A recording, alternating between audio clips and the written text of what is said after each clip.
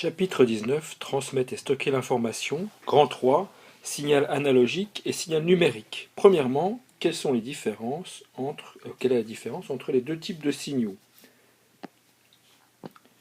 Donc, nous allons observer cette différence sur un graphe. Donc en abscisse, le temps. En ordonnée, le signal. Par exemple, une tension U, qui est le signal. Le signal analogique est un signal qui peut avoir n'importe quelle forme.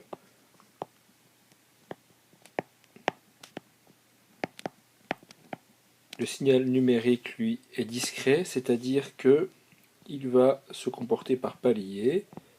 Donc le même signal ici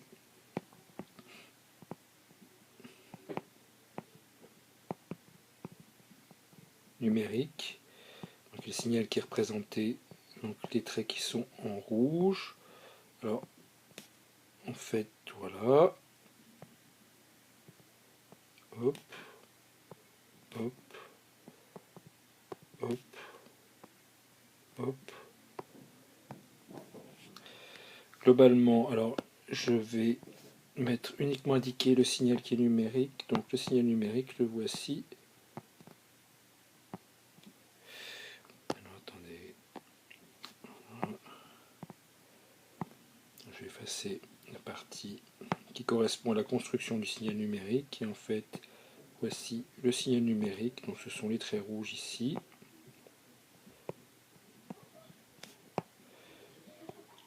Donc ce signal numérique, comme il est par palier, on dit qu'il est discret, c'est-à-dire qu'il prend différentes valeurs numériques.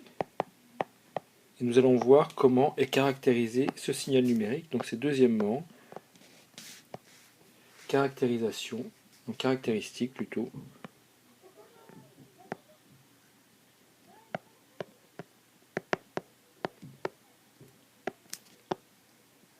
du signal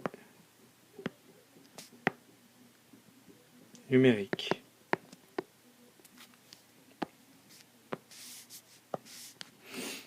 Première caractéristique, vous voyez que le signal change de façon régulière, de façon périodique. La période, on peut la noter TE, c'est la période d'échantillonnage, TE égale période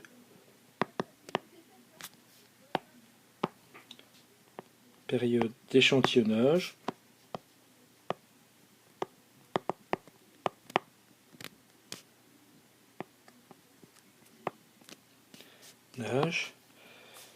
Et donc l'inverse de la période TE, FE, donc qui est égal à 1 sur TE, c'est la fréquence d'échantillonnage.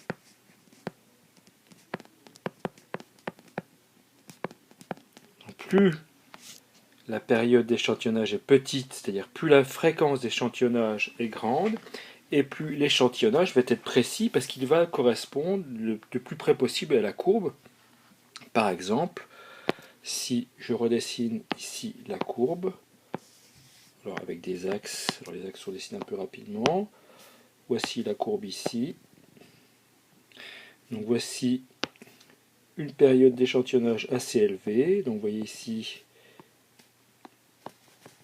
donc une fréquence d'échantillonnage assez faible, donc vous voyez ici, si je reprends ici le signal numérique, donc vous voyez, il correspond de façon assez approximative au signal analogique. Par contre, si la fréquence d'échantillonnage est plus élevée, il y a la fréquence de période plus courte, on aura quelque chose qui va être comme ça. Voilà.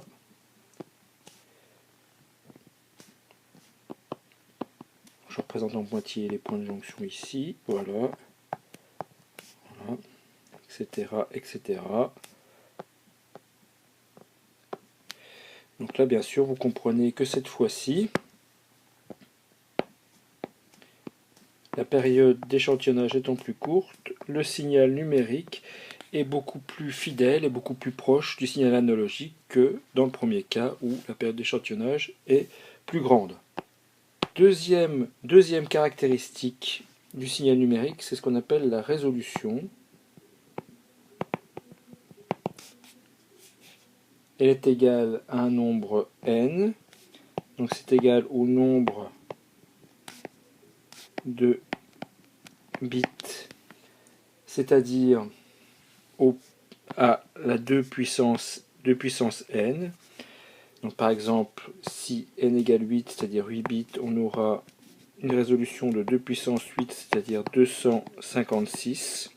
Donc la résolution correspond aux différents niveaux que peut prendre la valeur, donc qui correspond à la tension U en numérique. Donc ici, si c'est 8 bits, la tension U peut prendre 256 niveaux différents. Si bien sûr on augmente, si on passe par exemple à 2 fois 10 puissance 12, on aura 4096 niveaux possibles, donc une résolution beaucoup plus fine. Alors à partir de cette résolution, on peut déterminer la précision du signal. Pour déterminer la précision du signal, il faut connaître le calibre du signal, c'est-à-dire par exemple si on a 10 volts, il suffit de diviser 10 volts par la résolution pour obtenir la précision du signal. Prenons un exemple.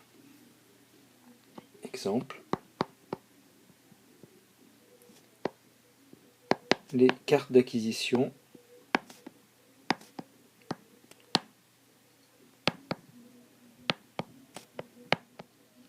du lycée.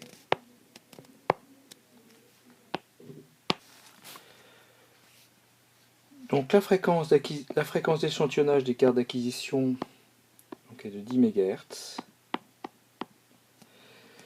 La résolution, donc n, c'est une résolution de 12 bits.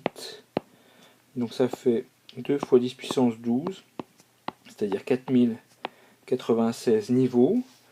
Le calibre, alors les calibres vont de plus ou moins 10 volts à plus ou moins 0,2 volts, ce qui donne, dans le premier cas, une précision de, donc ça fait 20 volts puisqu'il y a plus ou moins 10 volts, divisé par 4096, ce qui fait 5 fois 10 puissance moins 3 volts. Et dans le cas minimum, donc ça fait plus ou moins 0,2, ça fait 0,4 divisé par 4096, c'est-à-dire 1, donc fois 10 puissance moins 5 volts, c'est-à-dire 10 microvolts. Troisièmement, comment a lieu la conversion d'un signal analogique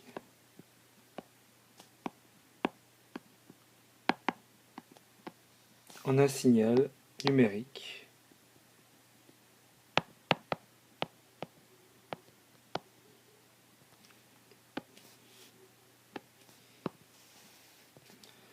Donc nous allons partir du signal analogique ici. Donc il y a différentes étapes. Donc voilà le signal analogique, donc en fonction du temps. Donc le signal, on va l'appeler U. Première étape, on a l'échantillonnage.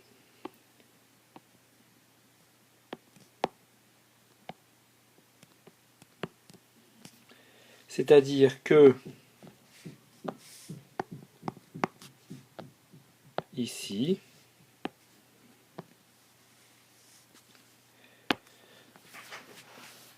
à toutes les périodes d'échantillonnage,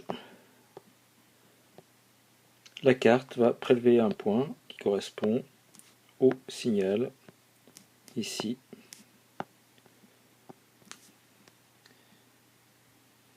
Donc au signal qui est le signal analogique. Donc on a un point. Ensuite, deuxième étape, le blocage.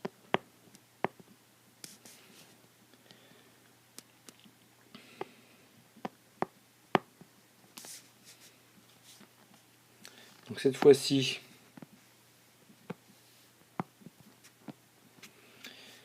on reprend le signal analogique. Là, le signal numérique, on a vu les points qui étaient prélevés. Donc là, le signal va être bloqué entre deux points, comme ça, etc., etc.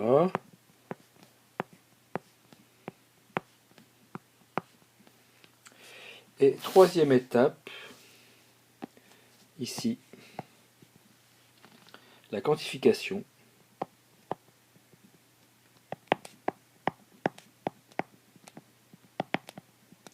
C'est-à-dire que le signal qui a été bloqué, il faut qu'il corresponde à un pas, c'est-à-dire à un pas de la résolution numérique.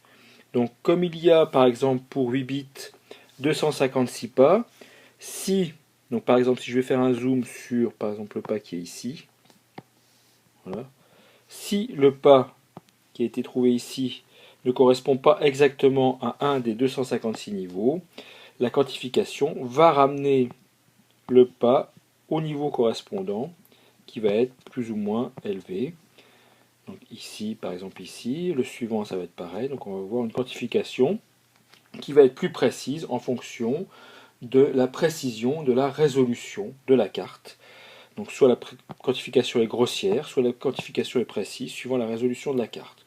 Donc numérisation en 3 étapes. Premièrement, échantillonnage, donc c'est là où on détermine les points qui correspondent qui vont permettre de passer du signal analogique au signal numérique, le blocage qui va permettre de déterminer les paliers, et la quantification qui va ramener ces paliers au niveau de résolution, donc plus ou moins bon en fonction de la qualité de la résolution de la carte.